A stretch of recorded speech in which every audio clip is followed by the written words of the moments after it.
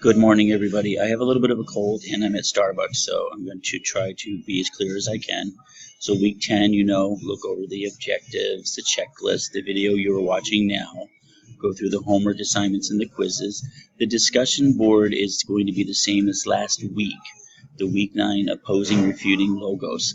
I have looked over many of them and they weren't done properly. And since this is very important for argumentative essays to have an opposing and then refute paragraph, because that's what makes it an argumentation, you want to bring in the other side. That gives you credibility that you're not trying to hide anything. What I'm going to do is I'm going to go back to the week 9 student example, and I'm going to try to be clearer this time because I think it was my fault.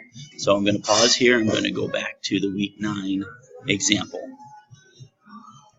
First of all, in her student example, pathos and logos were common themes or appeals throughout the article, but pathos clearly dominated.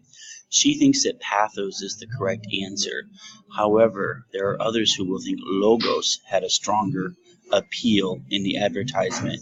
So what you're going to do is you're going to concede to that, and you're going to bring in logos.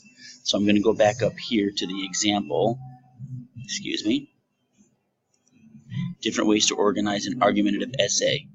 When you come down here, many critics or opposings claim that logos was the stronger of the two, or logos was stronger than pathos.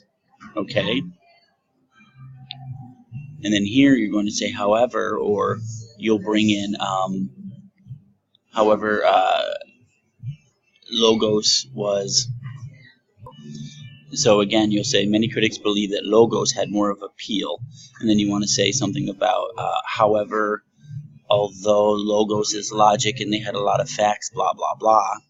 And then here you're going to come back to your pathos. You're going to say, well, introduce a rebuttal. You're going to rebut them, saying, look, pathos is stronger than logos because blah blah blah blah blah.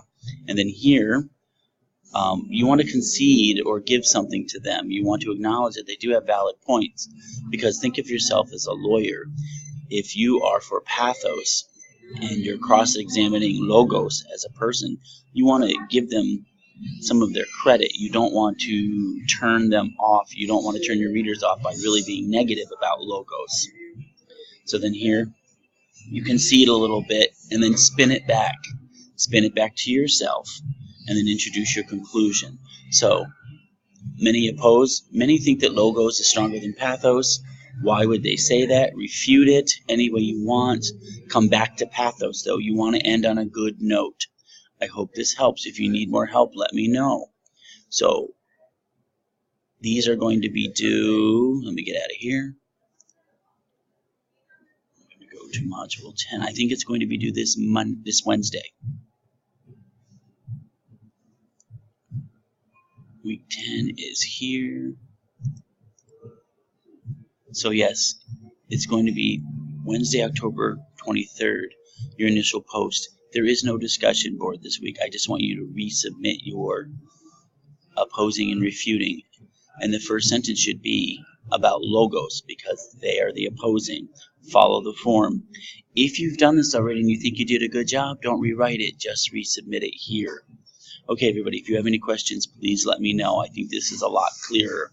And it's very important that you do this properly, because the last two essays we do are argumentation. You have to bring in the opposing view, or it's not an argumentation.